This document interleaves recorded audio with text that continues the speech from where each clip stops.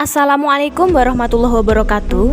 Kami dari kelompok 4 akan mencoba menjelaskan bagaimana cara menyusun paragraf yang benar dan cara membuat karya ilmiah serta jenis-jenis karya ilmiah.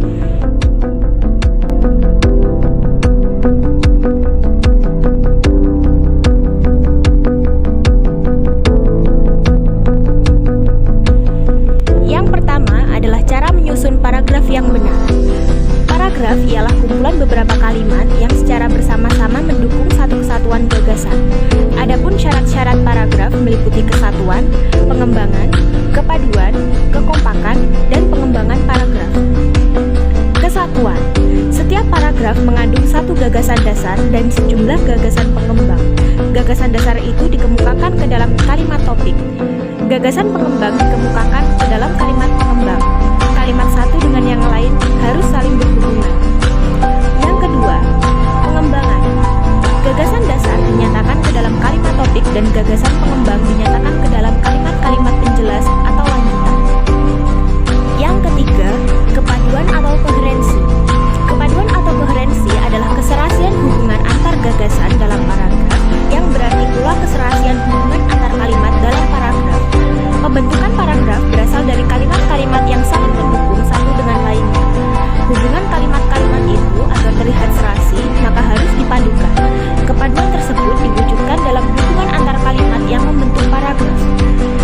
Ada beberapa cara atau syarat kepaduan paragraf, yaitu menggunakan repetisi dan kata ganti, serta penghubung dan urutan pikiran. Yang keempat adalah kekompakan atau kohesi. Persyaratan kekompakan mengatur hubungan antar kalimat yang diwujudkan oleh adanya bentuk-bentuk kalimat atau bagian kalimat yang cocok dalam paragraf. Kekompakan tersebut dikelompokkan menjadi dua, yaitu kekompakan struktural dan leksikal. Kekompakan struktural ditandai oleh adanya hubungan struktur kalimat. Yang kelima, pengembangan paragraf. Pengembangan paragraf adalah pembentukan paragraf dalam teks dikaitkan dengan paragraf yang lain. Hasil pengembangan ini ialah untaian paragraf yang menunjukkan paragraf yang cocok dengan paragraf yang lain. Tahap atau langkah-langkah membuat karya tulis ilmiah. Pada tahap-tahap tertentu, penulis dalam karya ilmiah perlu memperhatikan alur proses dalam memproduksi tulisannya melalui proses yang tidak singkat. Akan tetapi perlu upaya yang dilakukan, di antaranya tahap persiapan atau perencanaan, tahap pengumpulan informasi, tahap pelaksanaan draft, dan tahap penulisan draft. Tahap persiapan atau perencanaan. Perencanaan merupakan bagian yang tidak bisa dilepaskan bagi seorang penulis karya tulis ilmiah, karena dengan merencanakan segala aspek dari apa yang akan dibahas dan dikaji dapat tersampaikan dengan adanya perencanaan. Tahapan ini dapat dilakukan dengan memilih topik masalah, merumuskan tujuan, menelusuri topik, mengidentifikasi pembaca, dan menentukan cakupan atau ruang lingkup karya ilmiah. Tahap pengumpulan informasi. Adapun bahan dari pengumpulan informasi dalam pembuatan karya ilmiah sebagai berikut ini, yaitu memanfaatkan perpustakaan, memanfaatkan internet, kelola dan pilah bahan-bahan pustaka, membuat ringkasan dan melakukan parafrase, membuat kutipan, membuat daftar instrumen wawancara, observasi, dan pertanyaan yang dipersiapkan. Tahap pelaksanaan draft. Setelah direncanakan, selanjutnya adalah pelaksanaan yang harus dipersiapkan dengan baik. Di antaranya, menyiapkan bahan referensi yang cukup sesuai dengan tema yang akan dibahas, dan bagaimana pelaksanaan dalam membuat karya tulis ilmiah seperti buku, jurnal ilmiah, proceeding, atau laporan ilmiah. Tahapan menulis draft. Hal-hal yang perlu diperhatikan yaitu mengekspresikan ide-ide ke dalam bentuk tulisan kasar, mengembangkan ide kreatif yang masih bersifat tentatif, konsentrasi pada ekspresi atau gagasan, bukan pada aspek mekanik. Tahapan revisi. Hal-hal yang dapat dilakukan yaitu memperbaiki ide dalam karangan karya tulis ilmiah yang berfokus pada penambahan, pengurangan, penghilangan, penataan isi sesuai dengan kebutuhan pembaca, membaca ulang seluruh isi draft data atau referensi yang akan dijadikan bahan sehingga memudahkan kita untuk mereduksi ke dalam bahan yang siap jadi, dan sharing atau berbagi pengalaman tentang draft kasar dengan berbagai teman untuk menemukan apa yang menjadi kekurangan dan kelebihan. Tahapan penyuntingan dapat dilakukan dengan memperbaiki dan mengevaluasi perubahan-perubahan aspek mekanik karangan atau huruf kapital, ejaan, struktur kalimat, tanda baca, istilah, kosakata, ataupun format karangan. Dan juga memperbaiki karangan pada aspek kebahasaan dan kesalahan yang dilakukan guna meminimalisir kesalahan yang terjadi. Tahapan publikasi dapat disesuaikan dengan media publikasi yang akan kita tuju. Yang terakhir adalah tahapan evaluasi.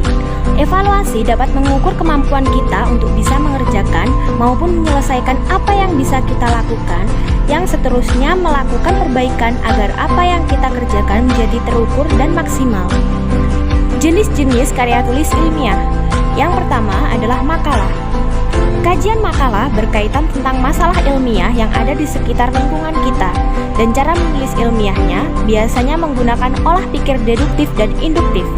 Pada bagian pola berpikir deduktif menggunakan cara berpikir umum ke khusus, yang ditarik kesimpulannya adalah khusus, sedangkan indikatif sebaliknya.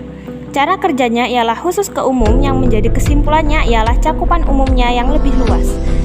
Dan jenis karya tulis ilmiah makalah umumnya dijadikan syarat dalam memenuhi tugas, ujian dalam sebuah mata kuliah, dan lain-lain. Yang kedua adalah kertas kerja. Jenis karya ilmiah kertas kerja ditulis sesuai dengan data lapangan yang bersifatnya empiris objektif. Hal ini berlaku pada kajian ilmiah bidang manajemen akuntansi atau teori akuntansi. Karya ilmiah ini berupa kertas kerja yang merupakan sebuah alat bantu dalam memudahkan susunan laporan keuangan. Kertas kerja dijadikan penutupan buku besar sebuah perusahaan, sehingga kertas merupakan media penyusunan laporan penelitian secara kompleks. Analisis yang digunakan membuat kertas kerja lebih mendalam daripada membuat makalah, dan kertas kerja disajikan saat kegiatan seminar dan lokakarya berlangsung. Yang ketiga adalah skripsi. Jenis karya ilmiah skripsi yang ditulis mahasiswa tingkat strata 1 merupakan tugas wajib manakala mau lulus dan selesai kuliah. Karena menjadi prasyarat ketentuan yang wajib dipenuhi untuk institusi tempat kuliah, penelitian skripsi merupakan penelitian dalam skala kecil yang dilakukan akan tetapi tetap lebih mendalam dan disusun dalam bentuk laporan. Dan yang terakhir adalah disertasi. Disertasi merupakan karya tulis ilmiah untuk program doktor pada tingkat tertinggi di perguruan tinggi. Dan isi di dalam disertasi mengemukakan suatu dalil yang dibuktikan oleh penulis berdasarkan data, fakta yang valid dengan melakukan analisis terperinci. Dengan bahasa lain, bahwa karya tulis ilmiah disertasi merupakan karya yang memuat teori baru dengan menguji hipotesis berdasarkan teori yang sudah ada sebelumnya yang dipaparkan, didiskusikan di dalamnya, yang memuat argumentasi serta sanggahan dari guru besar atau promotor penguji suatu lembaga pendidikan tinggi. Kajian disertasi juga berfokus pada penemuan baru dalam disiplin ilmu yang dikaji secara mendalam dan terstruktur, dan juga karya ilmiah yang menggunakan data primer sebagai data utama, ditunjang oleh data sekunder apabila diperlukan dan diharapkan.